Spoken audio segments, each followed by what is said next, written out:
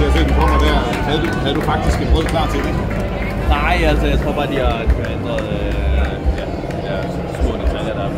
Var det sådan lidt panik i dag, også flere rytter? Nej, altså jeg vågnede op og kom ned til morgenmad, og der sagde de med det samme, at jamen, cyklerne var blevet stjålet, men vi havde nok til, at vi alle sammen havde både løbscykel, men også reservecykel i dag. Du skulle i førertrøjen i dag, og føles det?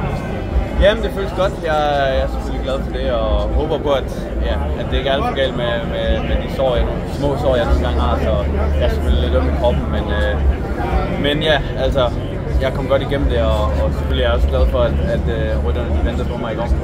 Vil du gerne af med førertrøjen i dag? Nej, ikke nødvendigvis. Jeg tror heller ikke, det kommer til at ske, for jeg tror, at Trek vil gerne have en spurt. Til allersidst, single ude, hvad betyder det for dig?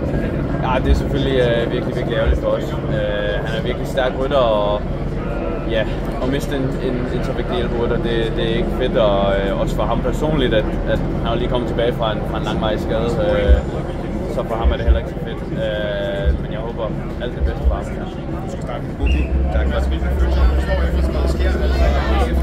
He needs to go to the start. Hvor er det, Jonas? Hvor er det,